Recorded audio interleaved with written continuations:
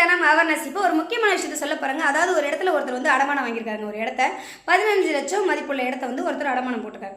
அந்த அடமானம் போட்டவர் கரெக்டாக வட்டி கட்டிட்டு வந்திருக்காரு. ஆனால் அசல் அவங்களால கரெக்டான நேரத்தில் 18 மாசத்துக்குள்ள திருப்பி கொடுக்க முடியல.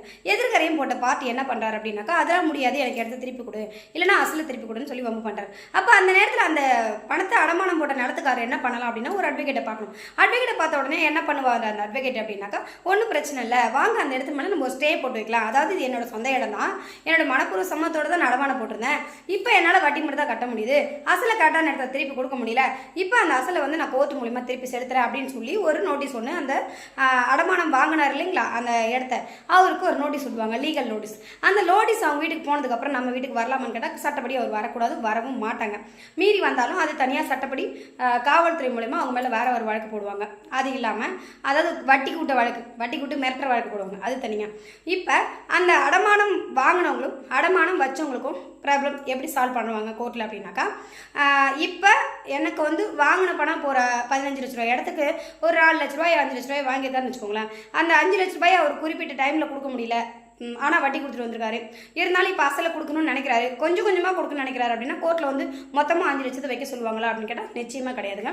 மாதமோ இல்லை வருஷத்துக்கு 2 தடவையோ இல்லை 6 மாதத்துக்கு ஒரு தடவையோ 1 லட்சமாவோ 2 லட்சமாவோ 50,000மாவோ 4 லட்சத்தையும் மொத்த தொகையாவோ சேர்த்து நம்ம ஒரு குறிப்பிட்ட வருஷத்துக்குள்ளே கொடுத்துற அப்படி சொல்லி கோர்ட்டில் கேஸ் போட்டாங்க அப்படின்னாக்கா கண்டிப்பாக வந்து கோர்ட்டில் அதை ஏற்றுக்கிட்டு நமக்கு வாய்ப்பு கொடுப்பாங்க.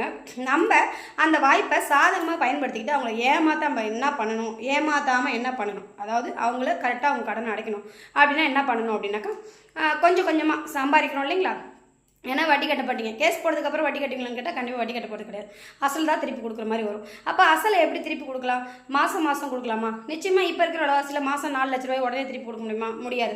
அப்போ அவங்க வேலைக்கு போய் ஏதாவது சம்பாரித்து மொத்தமாக சேர்த்து வச்சு கூட மாதம் இப்போ ஒரு 20,000 ரூபாய் சேர்க்குறான்னு வச்சுக்கோங்களேன். அதில் வீட்டு செலவு அந்த செலவு இந்த செலவு எல்லாம் போனாலும் ஒரு 5,000 எடுத்து வைக்கலாம், இல்லை ஒரு 10,000 ரூபாய் எடுத்து வைக்கலாம்.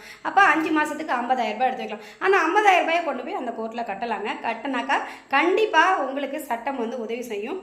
கொஞ்சம் கொஞ்சமாக அந்த பணத்தை செலுத்தி உங்கள் இடத்த 5 லட்ச ரூபாய்க்கு அடமானம் போட்ட அந்த இடத்த நீங்கள் தாராளமாக மீட்டுக்கிறதுக்கு கோர்ட் உங்களுக்கு சப்போர்ட் பண்ணுங்கள். இதை வந்து நீங்கள் நியாயமாக நேர்மையாக செய்கிறீங்க அப்படின்னாக்கா உங்களுக்கு இன்னமும் டைம் கொடுத்து அந்த கடனை வந்து நீங்கள் அடைங்க அப்படி சொல்லி உங்களுக்கு கோர்ட் வந்து சப்போர்ட் பண்ணுங்கள். அதே மாதிரி அந்த இடத்த வந்து அடமானம் வாங்கினார் இல்லைங்களா, அவரையும் வந்து ஏமாற்ற போகிறது கிடையாதுங்க. அவங்களுக்கும் அந்த பணம் கரெக்டாக கோர்ட் மூலிமா அவங்களுக்கு போய் சேர்ந்துருங்க. இவ்வளோ தாங்க, இதுக்கு நடுவில் எந்த பிரச்சனையும் வராதுங்க. இதுதாங்க லீகலாக வந்து இடத்த அடமானம் போட்டால் தீர்க்கறதுக்கான தீர்வுங்க. உங்கள் நெய்வேலி தினம் அவேர்னஸ் தினம் ஒரு தகவல் மக்களுக்காக கொடுத்துட்டு இருக்கீங்க. எனக்கு சப்போர்ட் பண்ணுங்கள், சப்ஸ்கிரைப் பண்ணுங்க, லைக் பண்ணுங்க, ஷேர் பண்ணுங்க. பாய்.